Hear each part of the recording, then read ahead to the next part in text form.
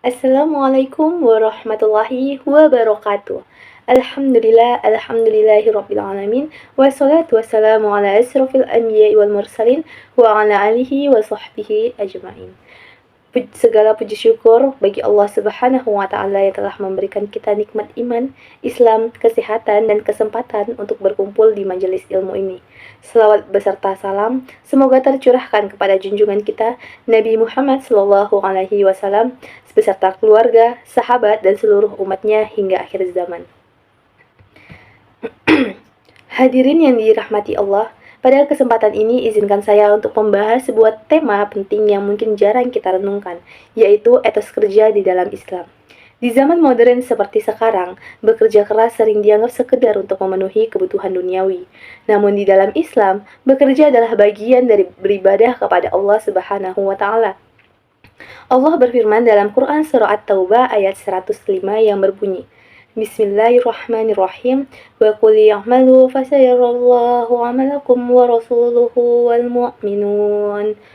Wa saturadduna ila 'alimil ghaibi wasyahadati fayunabbi'ukum bima kuntum ta'malun. Yang artinya, katakanlah, bekerjalah, maka Allah, Rasulnya, dan orang-orang mukmin akan melihat pekerjaanmu. Kamu akan dikembalikan kepada zat yang mengetahui yang gaib dan yang nyata. Lalu, dia akan memberitakan kepada kamu apa yang selama ini kamu kerjakan. Ayat ini mendorong kita untuk menjadi individu yang menghasilkan karya nyata dan memahami peran kita masing-masing di dalam masyarakat. Tidak ada pekerjaan yang hina selama halal dan tidak menjauhkan diri dari Allah. Kehidupan manusia membutuhkan berbagai profesi. Ada yang bertani, beternak, menjadi buruh, pegawai, tentara, negarawan, penulis, pedagang, dan lain sebagainya. Ayat ini juga melarang kita untuk malas dan membuang-buang waktu. Kita harus bekerja dengan sebaik-baiknya dan selalu meminta petunjuk kepada Allah Subhanahu wa Ta'ala. Jika kita memperoleh rezeki dari pekerjaan yang kita lakukan, maka kita dianjurkan untuk mengeluarkan zakat ataupun sedekah. Bahkan, senyuman ataupun keramahan yang kita lakukan kepada orang lain pun bisa dianggap sebagai sedekah. Nabi Muhammad juga pernah bersabda bahwa menyingkirkan duri, pecahan kaca, atau paku di jalan raya termasuk sedekah. Di dalam Quran Surah An-Najm ayat 39, Allah Subhanahu wa Ta'ala berfirman, Bismillahirrahmanirrahim, wa allaysa lil insani illa ma sa'a, yang artinya sesungguhnya manusia hanya memperoleh apa yang telah diusahakannya. Ayat ini mengajarkan bahwa keberhasilan tidak datang dari angan-angan, melainkan dari usaha yang nyata. Islam tidak mengajarkan umatnya untuk bermalas-malasan, melainkan mendorong kita untuk menjadi pribadi yang aktif dan juga produktif. Hadirin sekalian, Nabi Muhammad SAW juga telah memberikan teladan yang nyata tentang pentingnya bekerja keras. Disebutkan dalam sebuah hadis riwayat Imam Bukhari, tidak ada makanan yang lebih baik daripada makanan yang diperoleh dari hasil kerja tangan sendiri. Nabi Daud alaihi salam juga makan dari hasil kerja tangan sendiri.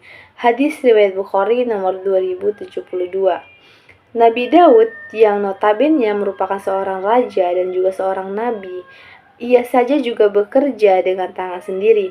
Hal ini menunjukkan bahwa di dalam Islam, bekerja adalah bagian dari kemuliaan dan harga diri manusia.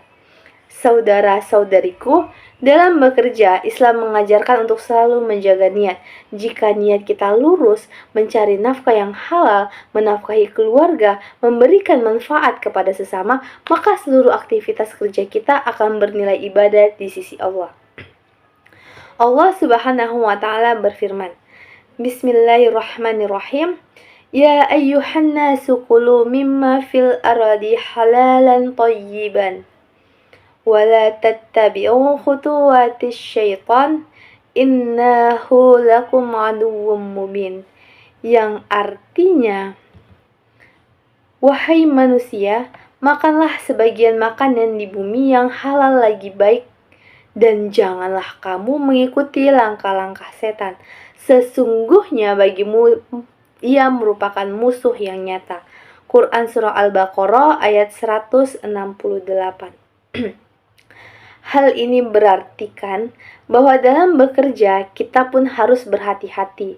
Jangan sampai mengejar kekayaan dengan cara-cara yang haram seperti menipu, korupsi, ataupun merugikan orang lain.